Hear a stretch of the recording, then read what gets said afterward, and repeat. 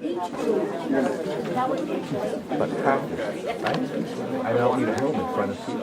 It helps you get conditioned. Our guest speaker this morning, as a child and young adult, C.J.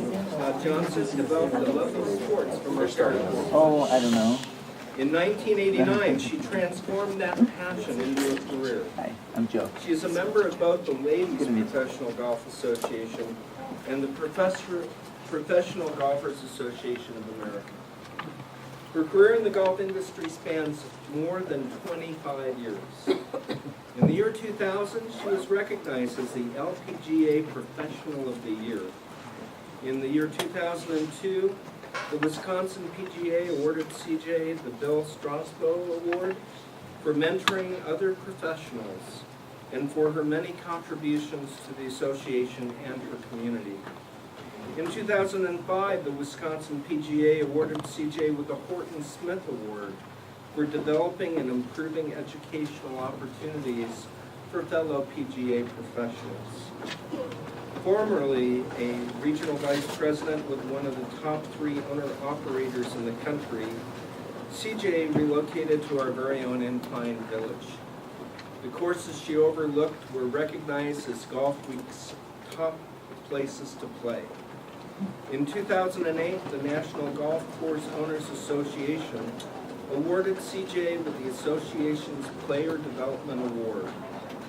CJ's leadership, mentoring, and paying it forward attitude are clear for everyone to see. But CJ is also a fierce competitor. She is a 2-time winner of the Wisconsin Women's State Open and the California Women's PGA Championship. Make no mistake, this girl has game. In 2011, after years of making a lot of money for other people, CJ left the world of golf to pursue a new chapter in her life. Today, CJ uses her God-given abilities for teaching, coaching, and training to help others utilize their unique talents and achieve their life's goals. She teaches or coaches people to take control of their future. Please join me in providing a warm ProNet welcome for today's guest speaker, Ms. C.J. Johnson.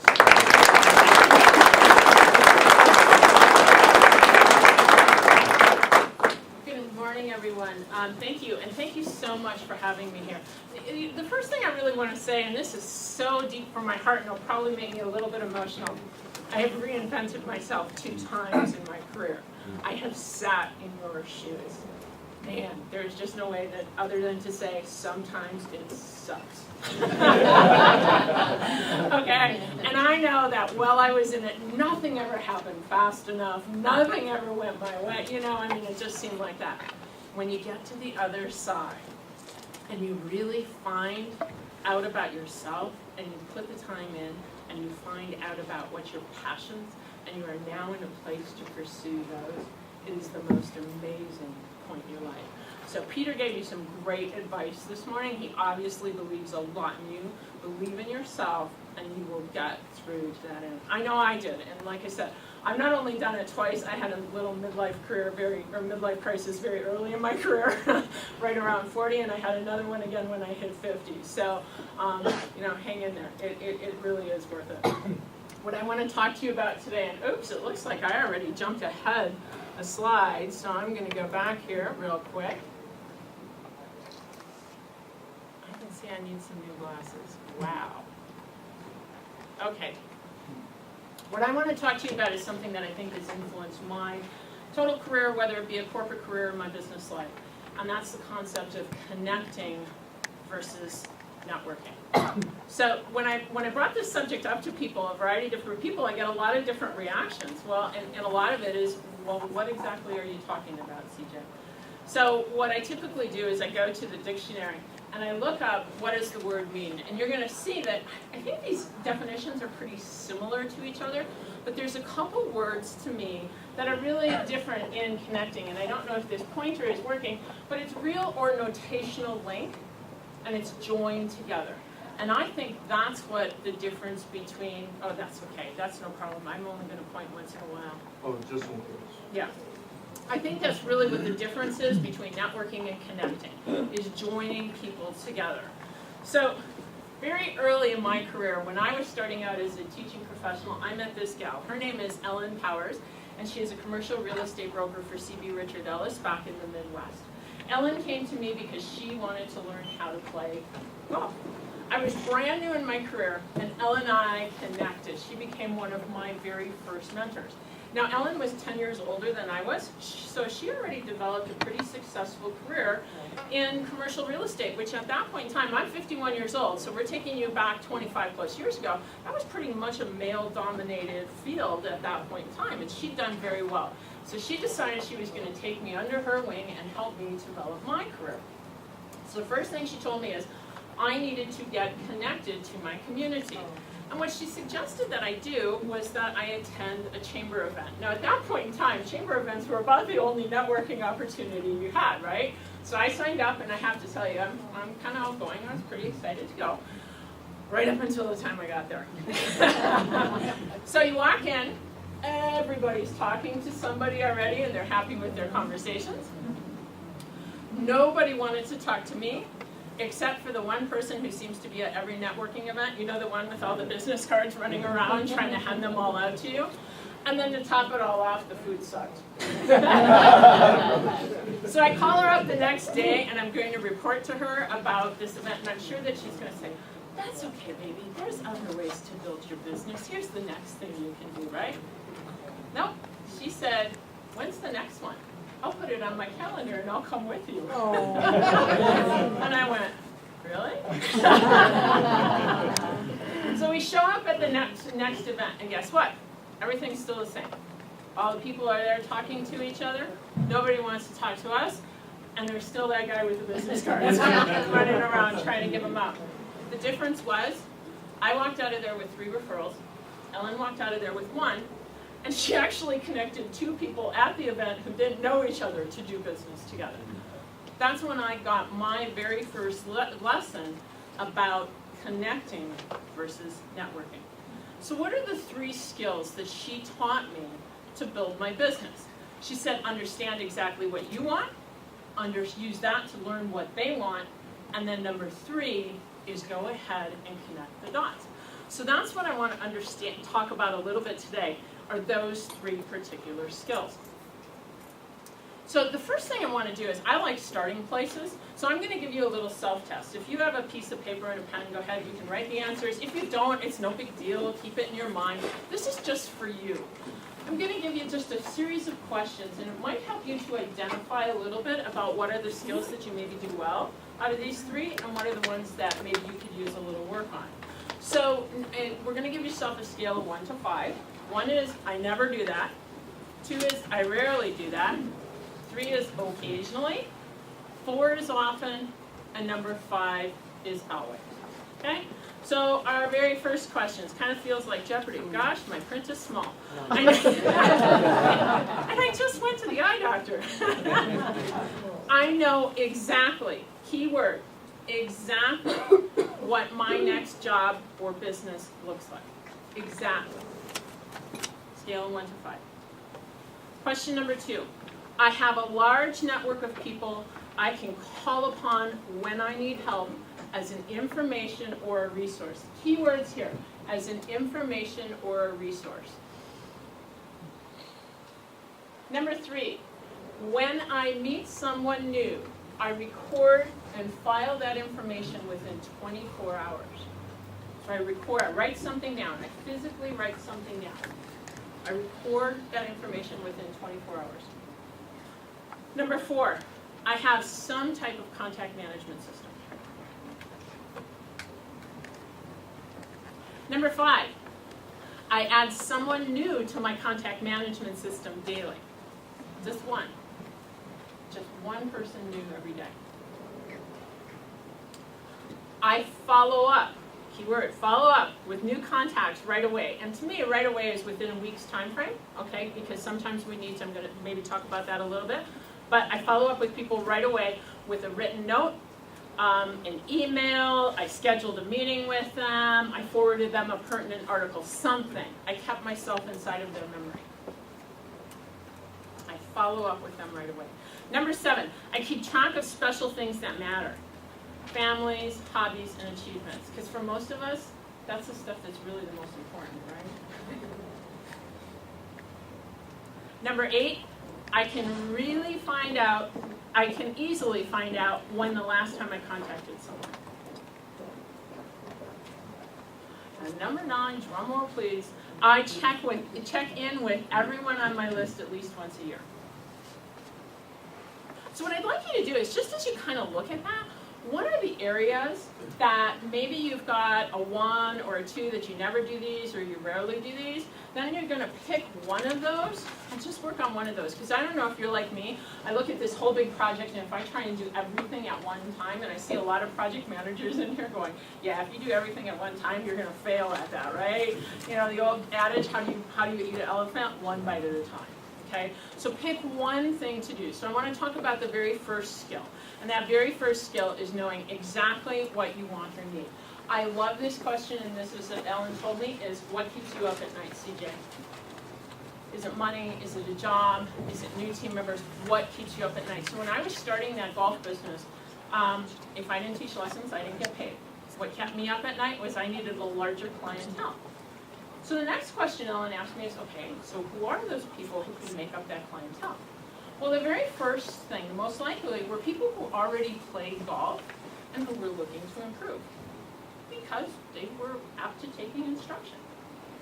Number 2 was people who were thinking of starting to play golf, because if I could connect with that person and show them how instruction would help them to get to their goals quicker, they may be apt to take lessons. Number 3, and oddly enough, some people would put this as number 1, is people who play golf. Not everyone who plays golf wants to improve. However, people who play golf tend to know other people who play golf who may fall into categories number 1 and number 2. So that's what she taught me in that very first time. So anybody know who this guy is? You can see the picture. That's Dr. Ivan Misner. Now that I've said his name, does anyone know what he did? He's the founder of BNI, Business Networking International. Anybody ever been part of a BNI? It's an awesome organization. They teach you how to network. The best part about BNI is they have an attendance requirement. So if you can't afford a membership, because frankly it's pretty pricey and it's really geared towards someone who owns a business or promoting a business, find somebody who has a membership and offer to sub for them. They will love you. And you're going to get a lot of great exposure to some people that you may not have another chance to be with. So, but what Dr. Misner did is he actually gave words to what Ellen taught me. He teaches you to think of who is your dream referral, who's your cream referral, and who is your butter referral. So I've used this process my whole entire life. So when I look at my business today, what I look at is this. What keeps me up at night? Well, it's pretty different. What keeps me up at night is I have an FDA-cleared medical device that I'm launching into the market. The last time that we launched a similar technology, my business partner took the LA market from 0 to $100 million in 12 months. In order for me to get the type of market penetration I want to have, I need to create a larger distribution network. That's what's keeping me up at night. Who are the likely candidates for my distribution network? Well, my dream candidates are people who've built a distribution network before, right? They already know how to do that. In order to build a distribution network, one of the things that you generally need to be is you need to be a connector. You need to be somebody who knows a lot of people and who has influence. Remember that self-test? Who has influence amongst those people. Also, because it's a new technology, I want somebody who's a little bit of a risk taker, right? I mean, they're kind of at the forefront. They're a visionary. So when I put those 3 things together, what do I come up with? The profession I want to connect with, entrepreneurs. Those are the people who tend to have those 3 skills. Again, tend to have those 3 skills. So who's my cream referral? And let me add one last thing. In my dream referral, it's entrepreneurs who have multiple businesses. And you say, why multiple businesses, CJ? Because they really understand the effect of a distribution network, right? They cannot be tied time-wise to their business if they have multiple businesses. So they get that part. My cream referral is an entrepreneur. somebody who they've got those contacts, they're probably a risk taker, but they maybe have built one distribution center, and they're probably finding out that they've made money, but they're tied to their business. They are not able to get away from their business, and that's not why they started their own business. They wanted money and time freedom. Who's my third most likely, or my butter? Well, those would be people who are involved in building marketing and distribution networks. Probably people who might be inside of medical sales. Okay, that would be a good one. And people who have done that type of work before. The other thing is people who are thinking about being an entrepreneur. Because at some point in time, I think we get to our careers and we realize that if I really want control of my time and my money, I need to do something different than I'm doing. Some of us will act on that and some of us won't, and that's okay. That's okay. There's no right or wrong answer there. It's different for each one of us. But I'm looking for those people who are predisposed to those types of thoughts. So it might sound counterintuitive, but by starting with exactly what I wanted and needed, I now start to come up with the questions of what is it that you're going to want and what you're going to need. And that's number 2. So number 2 is this guy. Anybody recognize this guy? I know it's hard to see the pictures. I thought they were a little bit bigger. Anybody heard of Jeffrey Gitomer? Okay, Jeffrey Gitomer is a sales professional, and he has been he's been doing this for a lot of years. One of my first assignments that Ellen gave me, besides the networking event, was she said, if you are going to know what people are going to do, you need to start reading the Business Journal. 25 years ago, it was all about print, right? You have to start reading the Business Journal. Well, coincidentally, at this point in time, Jeffrey Gitomer had started writing a column for the Milwaukee Business Journal. And what he did was completely revolutionary in terms of sales. He talked about relationship-based selling. 25 years ago, you didn't hear that, right? I got a lot of heads nodding with me. You know, that was kind of a revolutionary concept. And what he talked about was getting to know and understand your customers, because his tagline is this: people do not want to be sold, they want to buy. Put this, I'm sorry, a little trigger happy, I guess, with this. They want to buy, they want to make buying decisions. So one of the things that Jeffrey did is he had a lot of resources, but his big thing was start a conversation with this goal in mind, is I want to help you, how can I? Start with I want to help you, how can I? And that's really what Ellen was doing. Every time I saw her network, she was looking for information about you. So how do you get to what others really want or need? And I think these are some of the key tips in conversations versus connecting. To me, a conversation is the art of asking questions. To me, connecting is the art of asking relevant questions. I want to understand what keeps you up at night. I want to understand what's really important to you. Because if I understand that, I might be in a position where I might be able to help you. To me, conversations are like tennis matches. Did anyone just watch the Australian Open? And don't tell me who won the men's final. I still have it taped. I like tennis and I love to play pickleball. And conversations to me are a lot like a tennis match, right? So, and questions are the ball. So when I'm playing a tennis match, I hit a ball to you, you hit it back to me, and we get a rally going until somebody either hits it out or misses. Same thing in a conversation. So when I turn around and say, I'm going to pick on you, Laura, when I turn around and I say to you, good morning, Laura, how are you? I'm doing very well. How are you today? I'm doing great, thank you. Whoop, conversation ended, right? Because there was no further question there. But if I say, good morning, Laura, how are you? I'm doing just great. What's on your schedule today? Wow, I've got a couple of meetings after this and it's really going to be a busy day. How about you? What's the latest thing that you're working on? Writing a scholarship. Writing a scholarship, wow. Well, tell me more about that.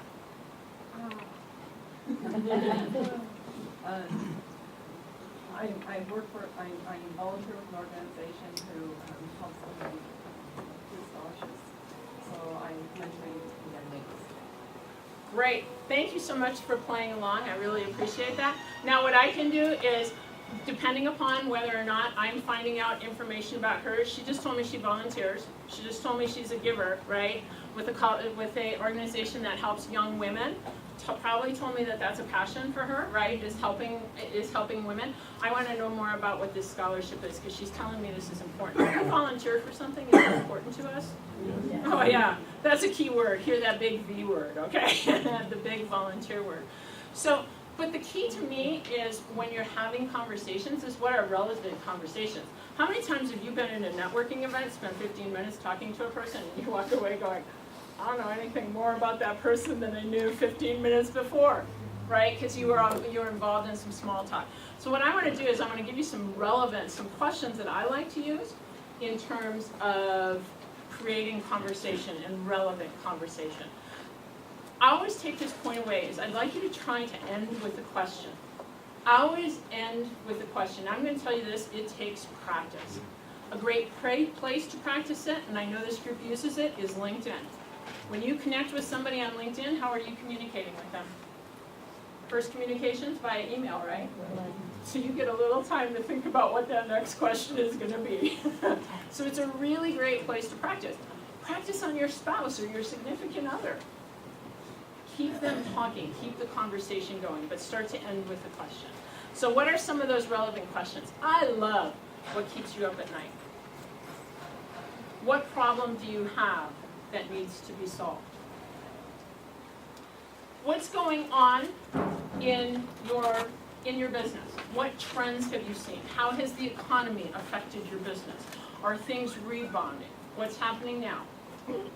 What project are you working on? What's your latest? What do you like best about your company or your job? What's their niche market? Do they have anything new coming on the horizon? I love this because I think most of us grew up with peanuts, right? Yeah. What advice would you give somebody who wants to get into your profession or into your industry? What separates you from your competitors? What makes you different? Who would you like to connect with? Who's your ideal client? One of my go-to questions is, I get a chance to meet a lot of people, Roy. What are some of the things that I may hear in the course of a conversation that would indicate that that person would be a good connection for you? I'm asking them, they better be able to tell me, right? How have you become so successful? How did you get your job? How did you get into especially if you find somebody who's in a company you want to be in, how did you get into that company? I always ask this one, what do you do when you're not working? What do you like to do for fun, right? Again, those are some of the most important things.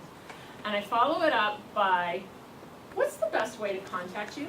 Do you prefer email, text, a phone call? Would you like to go meet with coffee?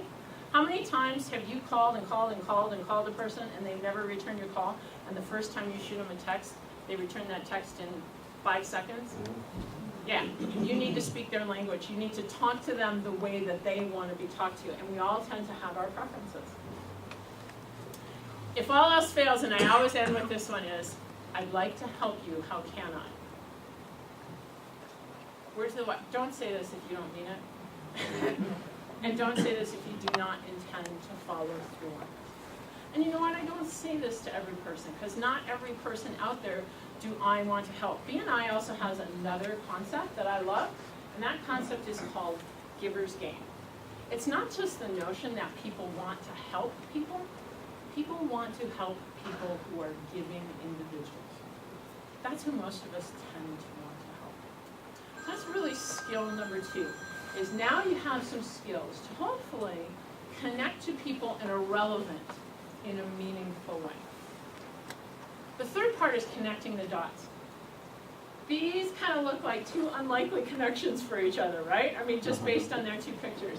Does anybody recognize this guy over here? Any basketball fans? NBA fans? That's Terry Porter. Terry Porter played for 17 years in the NBA. He was an inner city kid from Milwaukee, and he got himself to a scholarship to a Division III school. So that tells you he wasn't the top of his basketball life, right? And that Division III school was the University of Wisconsin-Stevens Point. And if you're not from the Midwest, you're saying, CJ, where's Stevens Point, right? So it's a farm town in the middle of the state. Terry Porter, inner city kid, going to a farm. Imagine that culture shock, right? All right. The woman on the left is Dr. Helen Godfrey. Dr. Godfrey at the time was the Dean of Students at the University of Wisconsin-Stevens Point.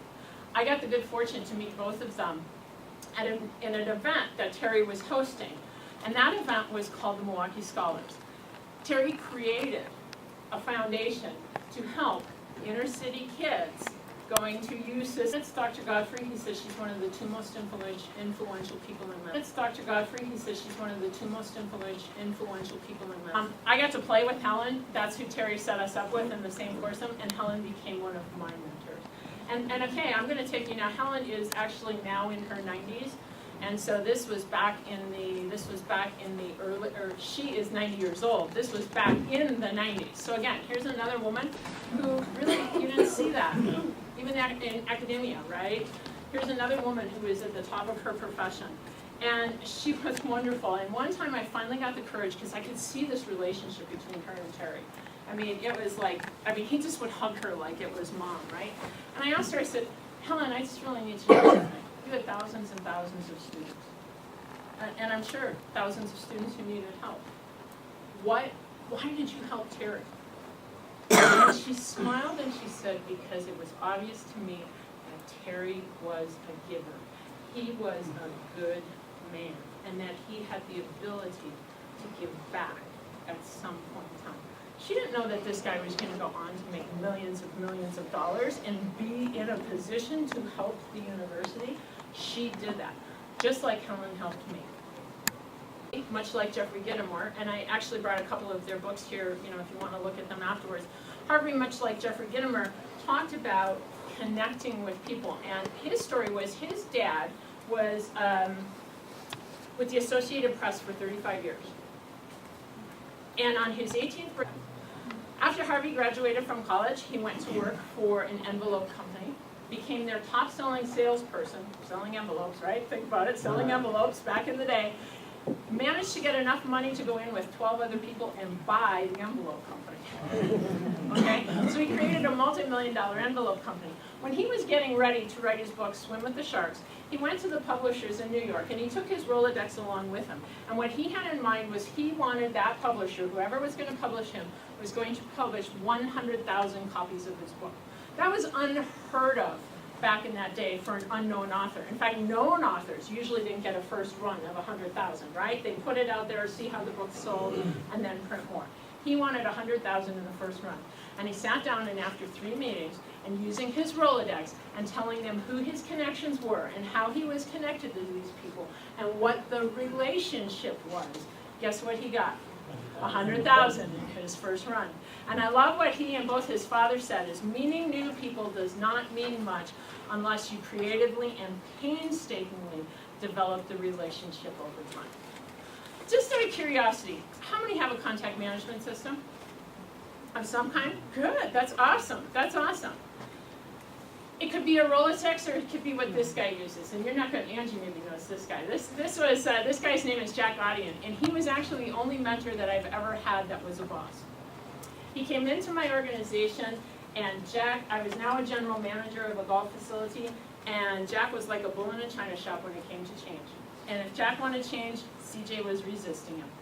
I got to tell you, it's amazing he didn't fire me in my first 2 months. I mean, he really honestly should have. And of course, one of the changes, Jack was a relationship guy.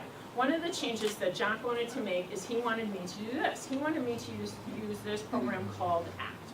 Anybody heard of ACT? Not the greatest software in the world. I'm not recommending ACT, but it is a tool, and it's a tool that actually I still use today because it's a helpful tool. But he wanted me to use ACT because what he said to me was, CJ, you need to know everything about your customers to create a relationship. And my customers were golf outings, members, and leagues at that point in time. He said, Jack, I work with these people closely. I know everything about those people. He says, but I don't know everything about these people. And he says, I know a couple of things, CJ. You're going to forget some important stuff, and if it's not in a place where you can use that information, you're sometimes going to forget how to use it. Okay, I could tell that Jack was not going away on this one, and at that point in time, I had bigger fish to fry, okay? So I started using ACT, and lo and behold, what I found, by putting it in there, by categorizing things, by understanding what was important to a person, I was now better able to connect to that person and to provide them value. That's what I was trying to do inside of the marketplace. Now, I took those connections and eventually worked my way into Jack's position. Jack took his connections, and in 2001, right? Remember what happened, 2001? Economy started into the tank. Jack built a 54-hole private club in the golf industry, which at the time was on its way down, based on members who were 35 to 55 years of age and had families. Okay? Something totally out of the box. How did he do that? He did that because he was a connector. He found relationships and provided value inside of those relationships. So how do you use that information to connect the dots? Okay, so this truly is the biggest lie I tell myself, is if I don't get it in my database in 24 hours, and you remember I said 24 hours in that little self-test, if I don't get it in my database in 24 hours, I'm going to forget to take action on it. Perfect example, I met 5 people at the NCET event last Wednesday. I'm having lunch today with one. I have somebody who is my dream. She is my dream connection, right? Her and I got a nice conversation afterwards. I meant to put it in my database because I wanted a few days to pass. We met on Wednesday. I wanted to connect to her early this week. I now have to have this stuck inside my memory, and to the exclusion of a lot of other things, because it's not in my database. If you have a database, use it. If you know how to use it, use it. If you don't know how to use it, here's another database. A card box and a file. And I will tell you this, I don't recommend it. I use this. There's a specific group of people that I use this with. But this is really all based on note cards and little index cards numbered 1 through 31 for the dates and 1 through 12 for the months. If you want more information on how to use this, I'm happy to share with you how I use that. But when I meet somebody, I put their information down. So as an example, Laura and I had a chance, and I put down the clicker too. Laura and I had a chance to connect on the phone it was actually an 18-minute call, because I turned around and I looked at my call to see what it was, about this presentation and what was I going to be talking about. Now, during that time on the call, I learned a couple of things about Laura. I know she's only been here in Reno. I was in Milwaukee. She's only been in Reno for about a year. She relocated from Portland, where she had spent a majority of her career. So the first thing that's telling me, maybe she doesn't know a lot of people yet. Even if she's a great connector and she's only been here a year, she probably still doesn't know as many people as I know, having been in this market for 10 years, right? So that's the very first thing. She went on to tell me that she had been in the medical field. She was an executive director of a healthcare facility. In fact, I connected with her on LinkedIn, and I went back and I looked at her entire profile so that I could see delve in just a little bit more. And I always do that when I meet somebody. I go to LinkedIn immediately and find out about them, and then I friend them in a day or two. I know. So I looked at that. And then, I went through and I'm thinking, gee, who are some of the people that might be good for connections for her? Because what she told me is she's reinventing herself. And she's been taking a grant writing course and finding out that that's really her passion, right? That she's really enjoying this. And she's at about the end of her certificate. So went off in my brain immediately were the names Mary Brock, Dawn Harris, Amy Giller, Karen Paris, and 2 other people that I actually couldn't think of right off the top, their names. But I know who they are, where they work, and what society they're with, and all I had to do was go to my database to find out who those 2 people were. So that's just what's coming in my mind as I'm talking to her. At that point in time, I'm thinking, so she was in Portland, she was in medicine. I'm really not focused on Portland, but she was in the medical industry. Who knows? Maybe she knows somebody that I might be able to connect to help to launch my FDA-cleared medical device, right? Okay, so that's how connections work. It didn't always work for me. If you don't think like that, don't beat yourself up. Neither did I. I'm going to go back to Ellen. I mean, all I thought about was myself. Oh my God, I was the bull in the china shop. So one of the things that Ellen told me I had to do, as a golf professional, you always had to wear pants with pockets in them, right? And she's laughing. You always have to wear pants with pockets in them, because you need to have access to your tees, right, when you're out playing golf. And so she told me that in the morning what I needed to do is I needed to put 5 pennies in my right hand pocket. My goal was to move those pennies from my right hand pocket to my left hand pocket. The way I moved 1 penny was to find something out about one person and connect them to a resource that would help them. That was my goal.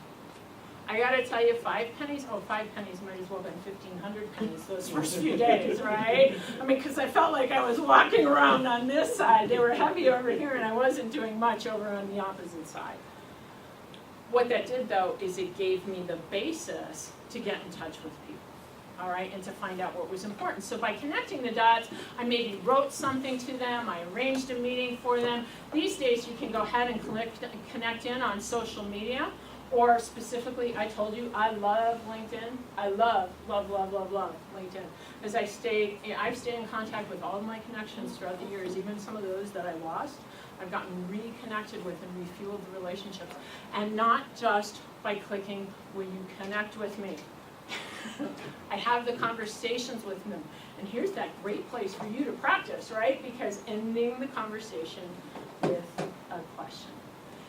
And what happens is this, is you become such a connector that connections start to happen in the most unlikely of places. This fellow's name is Aram Hudson, and Aram and I used to work together. I know Angie recognizes this picture. Aram and I used to work together. He went to Texas to pursue his passion, which was teaching golf. He got to work at a PGA Golf Tour store. So when I was expanding my business in Texas, who do you think I called? I call Aram. Now, I'm going to also tell you, this is not the first time I call Aram, right? Remember that self-test? I stay in touch with my contacts a minimum of once a year. That's what I put in the self-test. I'm going to tell you, for me, 6 months. I touch base with everyone in my contact network within 6 months. So I call Aram up and I say, hey, Aram, I'm expanding in your market. Here's what I'm looking for. I'm looking for somebody who has built a distribution network, who's probably entrepreneurial, maybe runs a couple of businesses, is a bit of a risk taker, really a visionary. Who do you know like that? He said, Dana Steele. And he introduces me to Dana Steele. Dana was actually one of the first rock DJs in the Texas market. She's a little older than I am. She's in her late 50s. She has parlayed that into a career as a public speaker, as a coach, as a mentor, as a trainer. She's talked at TEDx events. She's a mover and a shaker. She has 18,000 followers on Twitter. So obviously, Dana's got a pretty good following. She connected with Aram because guess what her new passion was? Golf. And she liked Aram. They had a great connection. Guess what happened for Aram? They wrote a book together, 101 Ways to Rock Your Golf World. She's actually written a couple of different books, 101 Ways to do a variety of different things. So when I connect with Dana, we start talking about what's going on in her market, what she's doing. This book just came out. I take the book. What do? I repost it on my LinkedIn newsfeed. I repost it in my Facebook feed. I also subscribe to her blog. And I got to tell you, it's one of the few daily things that I read because she's really short, real concise, and provides great information. Value. YourDailySuccessTip.com is what she does. So many times I will like or repost or retweet some of her information. Do you think I'm providing value to her by doing those little things? Oh, you bet I am, right? Because that's how she's trying to make her market. So, lo and behold, all these connections come together. What do they have to do with CJ shopping at Winco at 11 o'clock at night? Okay, so I'm hauling up, come down here to buy groceries. I'm hauling everything back up to incline. I'm by myself. I got this huge amount of groceries to bag. And this fella, Stephen Sheldrup, is in the line behind me with his mom. I don't know him. He walks up to me and he says, let me help you. And at first I was like, no, I got it myself. He's like, no, you're by yourself. We're just standing there waiting. Let me help you. And he starts bagging my groceries. Would you be impressed? Yes. Okay, yeah, so was I. And what's the first thing I think? Kid's a giver, right? So I strike up a conversation with him. Come to find out that he is a recent graduate in structural engineering. I said, you know what, Stephen, I don't know if I can help you. Let's swap contact information. Send me an email or shoot me a text tomorrow and I'll tell you what I'm thinking of. Did you notice I put it in his hands? If he wants my help now, he needs to come ask me, okay? Guess what he does? He shows me. He's a guy who can follow up. He texts me the next day. What I do then is Dana, in this daily news tip, occasionally runs a thing called Steelworkers, where she takes somebody who's looking for a position, and puts out what their attributes are. But it has to be something unique, right? How is this person going to fulfill her audience? And remember, I told you she has 18,000 followers on Twitter. I don't know what she has in her email database. But so anyway, I contact Dana and I say, oh, Dana, I knew she was going to love this story, right? Dana says to me, CJ, write the story up and send it to me. Can I have Stephen's information? I need a picture of him. I'll call him and I'm going to put it in my daily success tips. By the way, CJ, make sure you include your business information so that if anybody wants it, they can contact you, right? Who benefits? She doesn't have to write an article. I get my information out there and Stephen gets put out in front of all those people. In addition, I happen to know a structural engineer from my BNI who just 6 months before had told me, CJ, I'm either going to have to quit going to BNI because I can't take any more work, or I'm going to have to hire somebody. Now, I'd love to tell you that I helped Stephen get the job. He actually had something in the pipeline, and about 2 weeks later, he did end up getting his own job, so he is back to work, but this is a connection I have maintained. Now, do you think when I go to Stephen or Stephen's mom and ask them for help, do you think that that's a resource? Remember self-test? Do you think that's a resource that's going to help me? Yeah, I'm going to bet it is. Lastly, one of the things I did when I was going through this presentation is I really did reach out to my network. And this is Bev Kyle. Bev is the retired vice president of human resources for the Washington Post Group. And she's been retired since 2001. So again, you can tell this is another woman who was at the top of her career at the time when you didn't see a lot of women in those professions. And I asked Bev, I said, Bev, if I'm going to share one thing with these people, what would it be? And we kind of talked a little bit about this presentation. She said, you know, CJ, I want you to really to follow up with this, is every contact leads to an action. It's a to-do for you, a place to go, something to write, someone to call, another appointment to make, a new skill to acquire or highlight. Because what you do today, remember I was telling you about being in that hole and not seeing the end of the tunnel, and sometimes, right, putting one foot in front of the other was just really hard. Man, when you get to the end of the tunnel and you turn around and you look back, because hindsight is still 20/20, at least it is for me, you get to see where all of those things added up to what you are. So what I'd like to end this with is, these were kind of all of the connections, and unfortunately that's not the best picture, but these were all the people that I talked about today, is to focus on those 3 skills. First of all, know exactly what you want. And what I would tell you is this, know your dream. I mean, it's one thing. I had somebody the other day from LinkedIn say, I'm looking for a career, blah, blah, blah, I'm looking for a career in sports management, in hospitality management, in IT, in blah, blah, blah. And granted, his skills may have swept all of those industries. He didn't pinpoint it for me. He didn't tell me, I'm a golf professional, right? That's what, it's in my LinkedIn bio. If you were looking for a career in sports, why wouldn't you talk to me about sports? Right? Why would you talk to me about IT? Now, I might know that, but obviously, talk to me about sports. Narrow it down for me. So number 1 is really, truly know exactly what you want.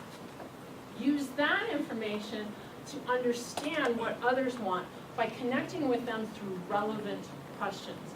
And then number 3, start to connect the dots. Because I will tell you this, just like the Winco story, what starts to happen when you become a true connector and a true giver, the best people you meet are in the Wincos of the world. Okay? Those are your best connections. So I hope I've provided some value for you today. I'd love to connect with you. If you've got any questions, I'm here to answer some of your questions.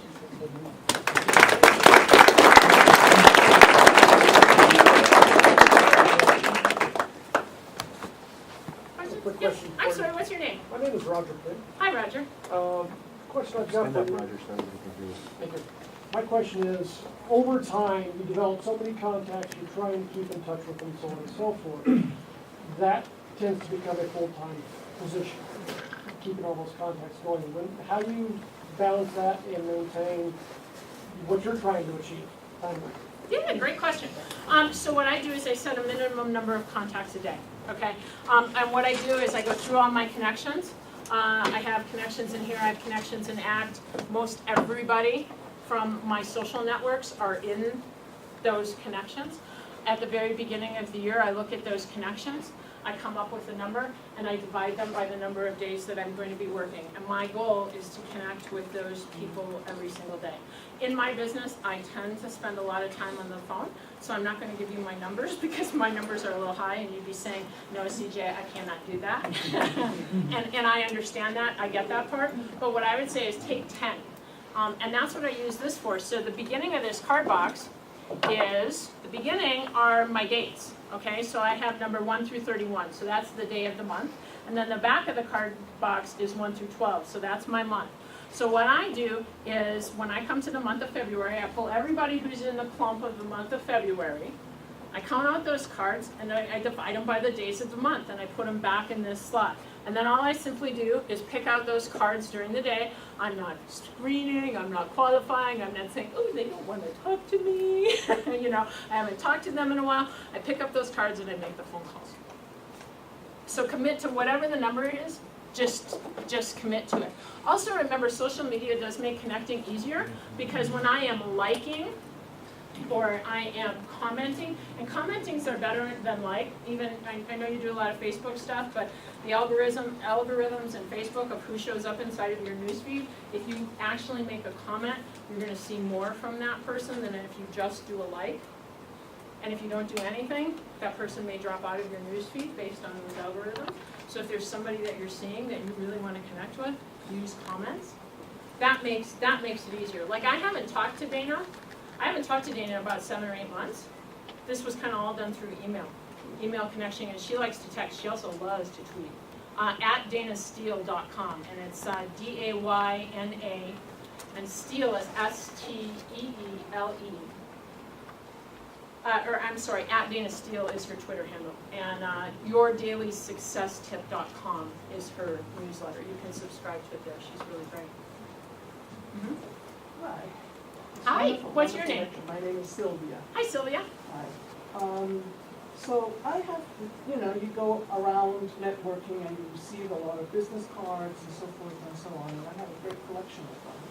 And often I have tried to connect with the individuals via email.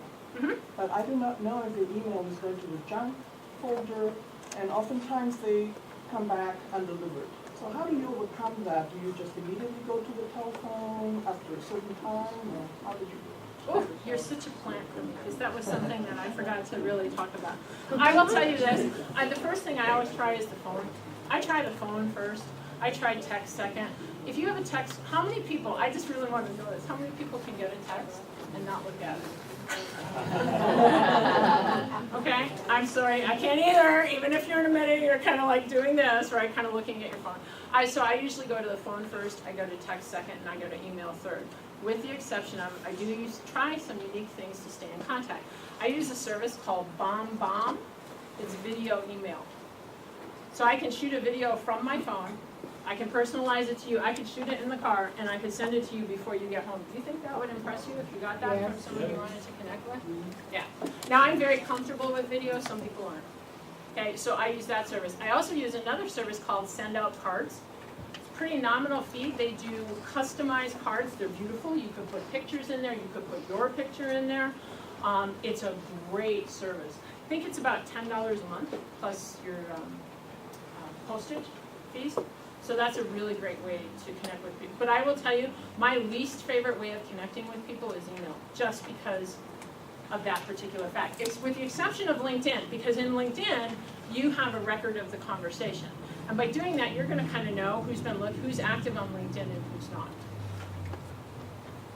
What was the video service? BombBomb, B-O-M-B-O-M, B-O-M-B-B-O-M-B, BombBomb. Okay, thank you. It's pretty nominally priced too. There's usually some deals and some coupon codes out there, so make sure you look at that. For a small list, for under 500, it's about $250 a year.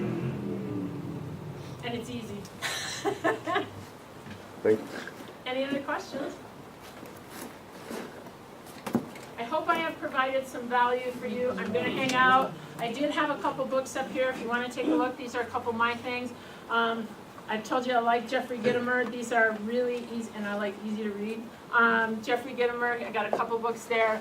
Harvey McKay, this is one of my favorite, The Network Builders. You can see that's easy to read. And if you haven't read this, or you haven't reread this, or reread, or 10 times, I mean, it's starting to, this is actually a brand new copy. My other copy I couldn't even read because it was so marked up, okay? This is one you really need to read, because this truly is a classic. How to Win Friends and Influence People by Dale Carnegie. If you get the chance to take the Carnegie class, it's amazing as well. So thank you so much, you've been great.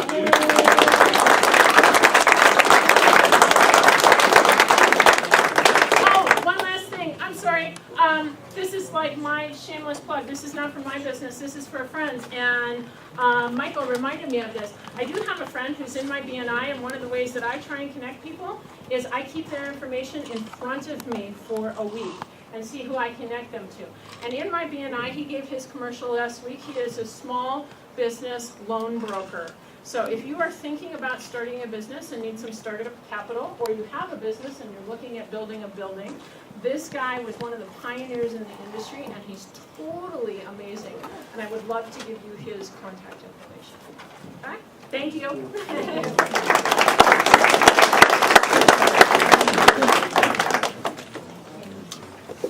you take the social media classes?